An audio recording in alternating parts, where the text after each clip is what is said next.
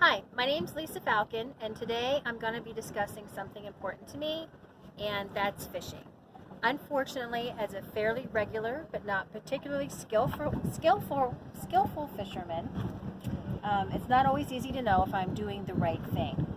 I think it's important to foster a forward-thinking mindset among fellow fishermen. I also think it's important to consider eco-friendly fishing. While I enjoy boating and fishing, it is equally important for us to think about marine life and our oceans. With that being said, I want to talk about hooks.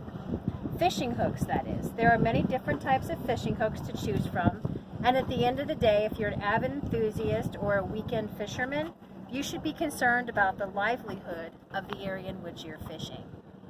There has been a great debate about circle hooks instead of J hooks. Circle hooks minimize the swallowing of the hook and greatly reduce the chances of gut hooking a fish. The design of the circle hook creates a smaller gap between the hook point and the shank of the hook, and because the hook point is angled inward. Florida fishing regulations state you must use non-stainless steel circle hooks when using natural baits in federal waters. And here's an example of what a circle hook looks like. And a circle hook is a fishing hook designed and manufactured so that the point is turned perpendicular back to the shank. This forms the oval shape that you see. The principle behind this hook is simple. After the fish have taken the bait, the angler moves any slack in the line by reeling the hook in steadily. The unique hook shape causes the hook to slide toward the fish's mouth, and the actual curve of the hook keeps the hook from catching the gut cavity or throat of the fish. Research has found that circle hooks are 90% more likely to hook fish in the mouth instead of the esophagus or the stomach. And this reduces harm by decreasing hook time and the chance of the hook becoming lost in the fish. This is especially important for people who do catch and release fishing. According to the University of Florida website, Catch and Release Fishing, fish hooked in the mouth fight more but suffer less and sustain less injuries than deep-hooked fish. The catch and release fish hooked with a circle hook also have a much higher survival rate than deep-hooked fish. With circle hooks, there's only one technique. Don't set the hook. Slowly and steadily reel in the slack, and this is the beauty of the hook itself. It sets on its own. This requires something else that can also be in short supply, and that's patience and restraint.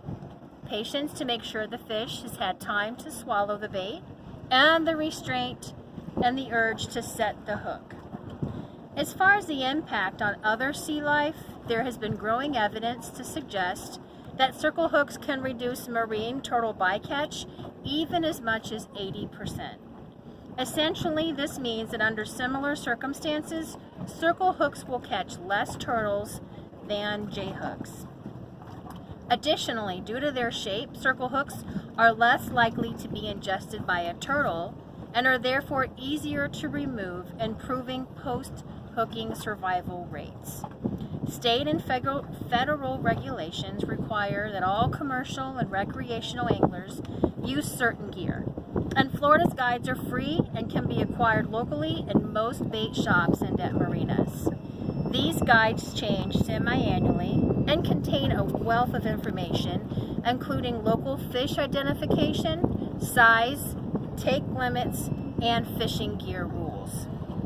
The MyFWC website also contains the most up-to-date information on fishing and boating in Florida, and this information is all very easy to find. So next time you go fishing, try out a circle hook.